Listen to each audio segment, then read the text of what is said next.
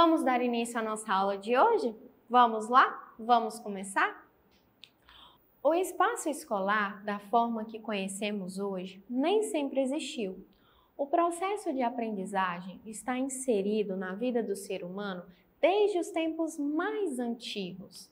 A educação nas comunidades primitivas era por meio de um ensino informal e visava o ensino das coisas práticas da vida coletiva, focada na sobrevivência e perpetuação de padrões culturais, ou seja, não havia uma educação confiada a uma instituição específica, porque ela acontecia espontaneamente, mediada pela convivência em grupo. Era um aprender-fazer, associando a vida e o trabalho nesse processo. Com a conquista grega é que vem toda uma revolução na tradição do ensino, passando a ser visto como uma maneira mais racional. O termo escola vem do grego escole, significa lazer, tempo livre. Esse termo era utilizado para nomear os estabelecimentos de ensino pelo fato da tradição grego-romana não valorizar a formação profissional e o trabalho manual. Formar o homem das classes dirigentes era o ideal da educação grega. O professor não deveria ensinar de acordo com suas concepções, mas de acordo com as exigências da sociedade, devendo formar os futuros governantes e ocupantes dos altos cargos. O mestre filósofo era o responsável pela educação de seus discípulos. Em geral, cinco e geralmente ensinava política, artes, aritmética e filosofia. Na Idade Média, o conhecimento ficou praticamente nos mosteiros. Os religiosos se encarregavam da transmissão do saber. Era ainda uma educação elitizada, não havendo separação entre crianças e adultos. Os nobres se preocupavam em aumentar as suas riquezas e acreditavam até que o escrever era próprio para as mulheres. Portanto, desprezavam a cultura e a instrução. Com o desenvolvimento do comércio é que surgiu a necessidade de aprender a ler, escrever e contar. A burguesia insistia em escola com ensino prático para a vida e para os interesses da classe emergente. Portanto, o aparecimento da instituição escolar está diretamente ligada ao aparecimento e desenvolvimento do capitalismo. Percebemos isso claramente ao notar que o período da Revolução Industrial, que começou a partir de 1750, época áurea do sistema capitalista, houve a necessidade de mão de obra para operar as máquinas. Para tal manejo, seria necessário ter um mínimo de instrução básica.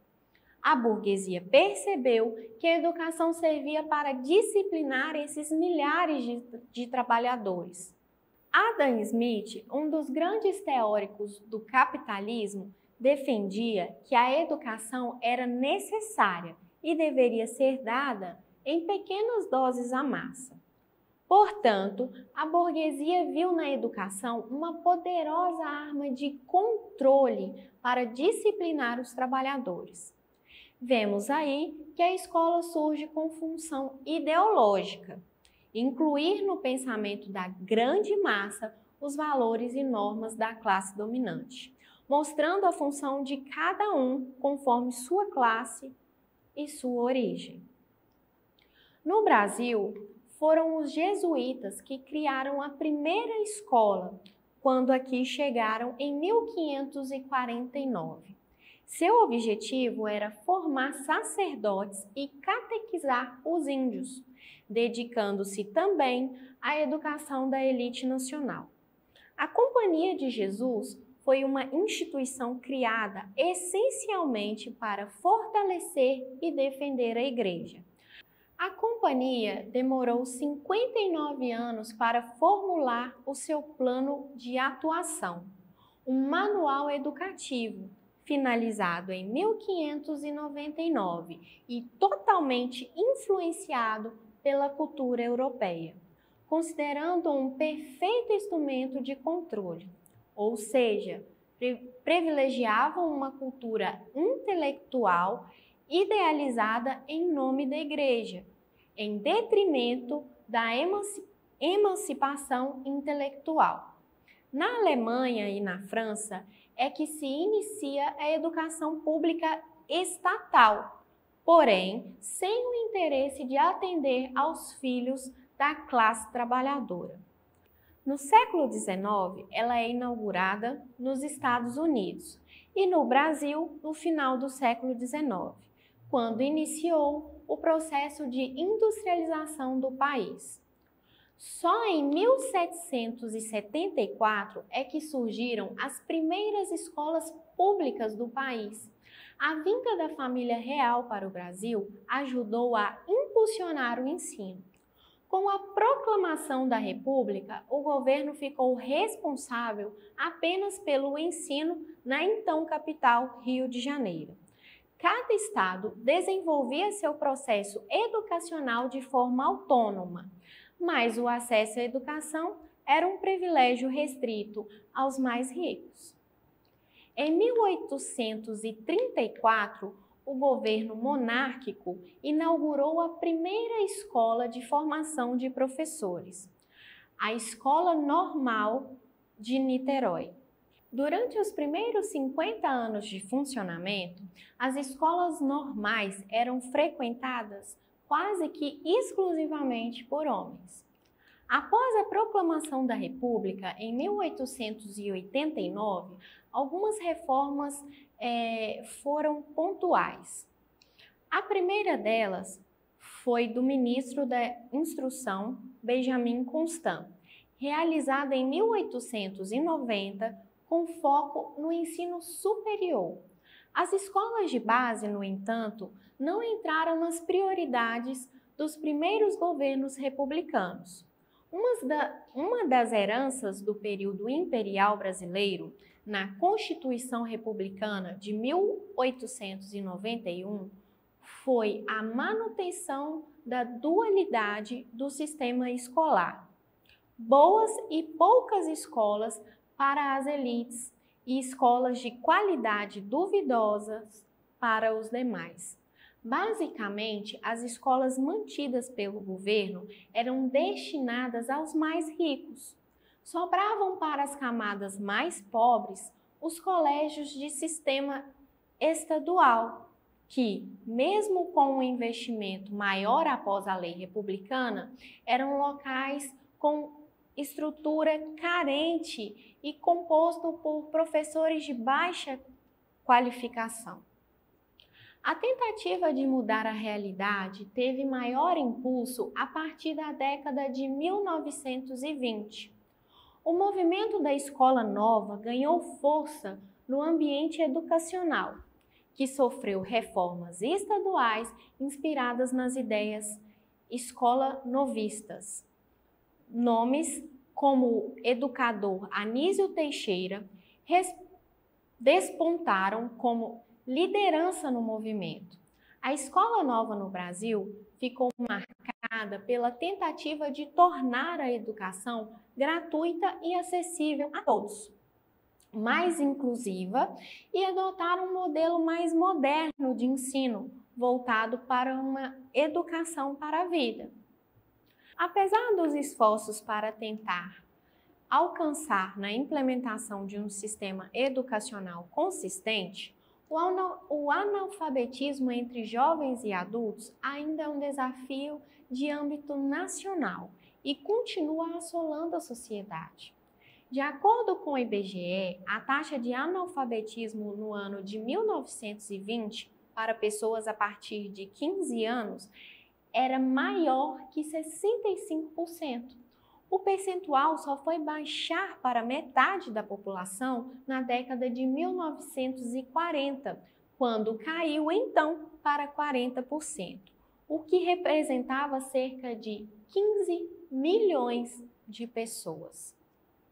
Mas foi só após o governo Vargas que a educação apareceu na instituição. Mas foi só após o governo Vargas que a educação apareceu na Constituição como um direito de todos. No fim da década de 1940, as escolas secundárias tiveram uma forte expansão e aos poucos foram perdendo seu caráter elitista, embora o acesso ainda não fosse para todos. Segundo os dados do Serviço de Estatística do Ministério da Educação e Cultura, em 1940 eram 155 mil frequentadores dessa etapa escolar. 10 anos depois, o número subiu para 365 mil. No ensino profissionalizante, a quantidade de alunos mais que dobrou. É nessa época, inclusive, que as ideias do pedagogo pernambucano Paulo Freire ganharam repercussão nacional, em especial seus métodos de alfabetização e de educação à população carente. Foi no governo de Getúlio Vargas, apesar do controle ideológico que havia nas salas de aula, que se iniciou um movimento em direção a um sistema de organização de ensino. Uma das primeiras iniciativas do governo foi a criação do Ministério da Educação, ocupado primeiramente por Francisco Campos, e das secretarias estaduais de educação. A Constituição de 1934 foi a primeira a incluir no seu texto um capítulo inteiro sobre educação, fruto da forte centralização nacional que marcou o período ditatorial de Vargas. O sistema educacional seguia as orientações e determinações do governo federal. A autonomia dos estados era basicamente limitada e regulada. Em 1942, o ensino de primeiro grau era constituído pelo ensino primário, de 4 ou 5 anos, sendo obrigatório para crianças de 7 a 12 anos de idade, e gratuito nas escolas públicas. O ensino de segundo grau, hoje conhecido como ensino médio, era destinado a jovens a partir de 14 anos. Também em 1942 foi regulamentado o ensino industrial. No mesmo ano, surgiram as escolas do Senai, direcionada especificamente às camadas mais pobres da população. Em 1961, foi promulgada a Lei de Diretrizes e Bases da Educação, LDB. Histórico, o documento instituiu um núcleo de disciplinas comuns a todos os ramos. Foi na segunda versão da LDB, porém, que se tornou possível enxergar um sistema de ensino mais parecido com o atual.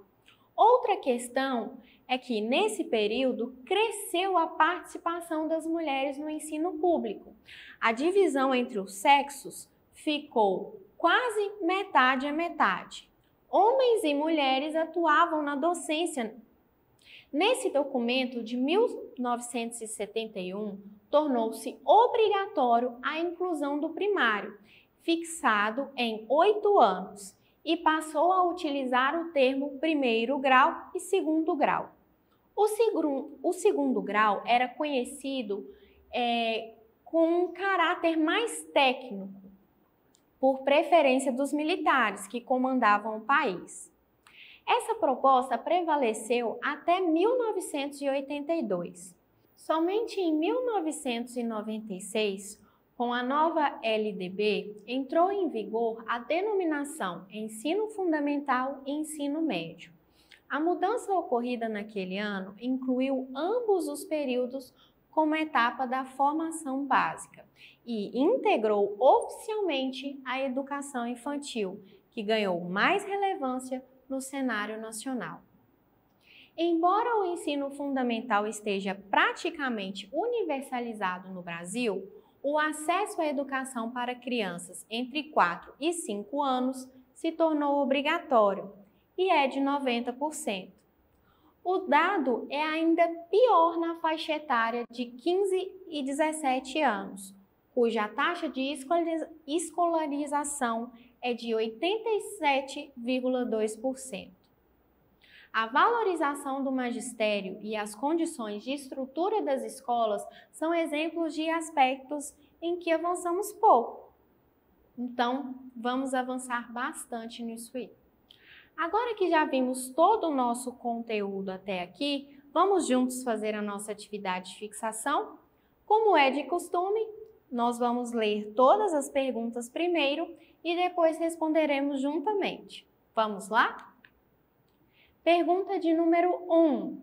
Quando surgiu a primeira escola no Brasil? Pergunta de número 2. Quando a escola surgiu, era destinada a todas as pessoas? Pergunta de número 3. Quando o ensino passou a ser gratuito para todos?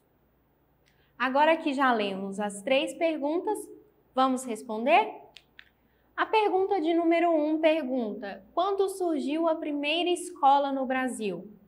Em 1549, foi fundada a primeira escola em Salvador por um grupo de jesuítas. Então, a primeira escola no Brasil, ela surgiu em 1549. Pergunta de número 2. Quando a escola surgiu, era destinada a todas as pessoas? E a resposta é não, apenas as pessoas que tinham mais posse, que tinham mais condição financeira. E a pergunta de número 3. Quando o ensino passou a ser gratuito para todos? No Brasil, esse direito foi reconhecido na Constituição Federal de 1988. Antes disso, o Estado não tinha obrigatoriedade formal de garantir a educação de qualidade a todos os brasileiros. O ensino público era tratado como uma assistência, um amparo daqueles que não podiam pagar. Bom, agora que já vimos todo o nosso conteúdo até aqui, já fizemos juntos a atividade de fixação, agora é com você. Em seu caderno, faça um breve relato sobre a importância das escolas públicas. Essas escolas são importantes? Elas têm uma importância significativa para a nossa sociedade? Escreva um breve relato sobre isso no seu caderno, ok? Bom, por hoje é só, vamos ficando por aqui e eu aguardo vocês na próxima aula, ok? E para acessar a plataforma SMED-GV/aluno, aponte a câmera do seu celular na imagem que aparece no canto da tela. Se inscreva em nosso canal do YouTube, SMED-GV, e acesse nossas redes sociais, SMED-GV. Tchau!